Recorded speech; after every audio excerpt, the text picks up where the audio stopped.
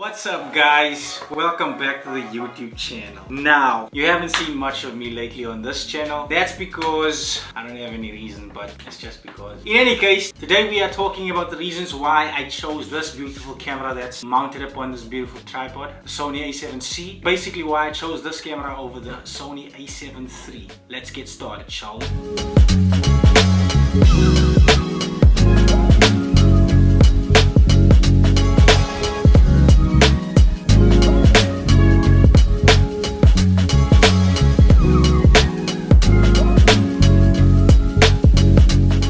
So long ago, right? I started out with the Sony a6000. I ended up using it for a while and I had to upgrade. With the upgrade decision, I had the choice of choosing between the a7 III and the Sony a7c. So as a result, I ended up doing my research, weighing the pros and the cons of both the cameras. So I ended up going for the Sony a7c. But it was quite a sacrifice because there's a few things that I liked about the Sony a7 III as well. For instance, the dual card slots. It's a nice feature to have because, let's say something happens and one of the cards malfunctions. That is a photographer's nightmare if you ask me. And so let's say just something happens to one of the cards. Then you know that because of the dual card system that you can back up your photos or your videos in the case or the event that something does happen and your card gives in. So that's one thing that I really liked about the Sony a7 III that I wish the Sony a7c also had. So one other thing that I would have enjoyed on the Sony a7c,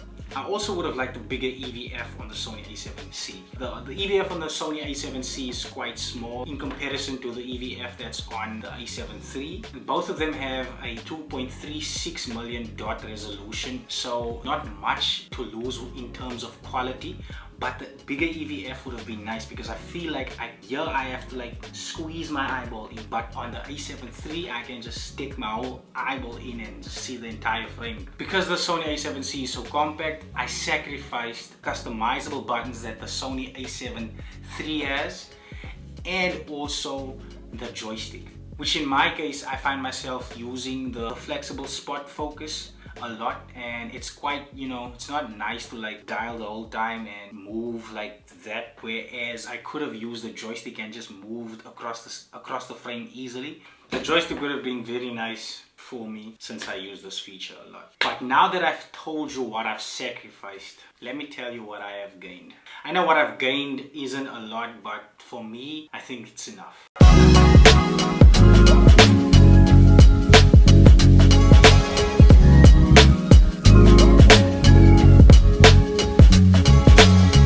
First thing that I really like about the Sony a7c, it's the flip out screen.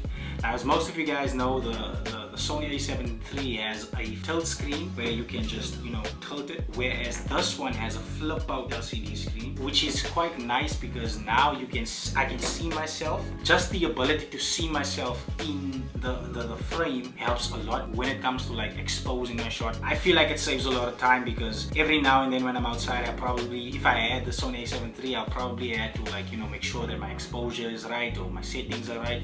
But in this case, the flip out LCD screen is quite nice, so now I can just expose myself much easier. Now the autofocus on this Sony a7c is phenomenal. It has face detection autofocus coverage of 693 points. It also has real-time eye autofocus for stills and also for movies. It also has animal eye autofocus.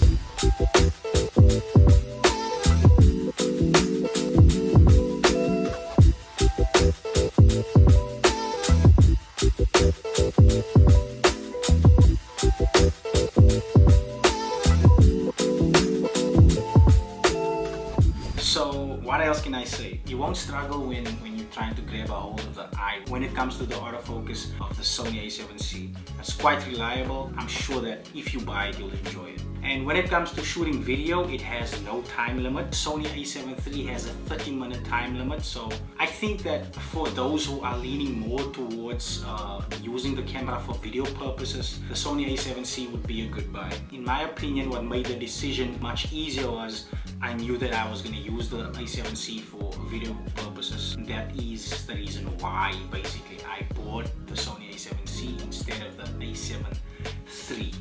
Yeah, so there's a few reasons why I bought the camera. If you're looking to buy one, I would highly recommend this one. But if your budget says otherwise, by all means, go all out. That is my take on why I chose the Sony a7C over the Sony a7 III.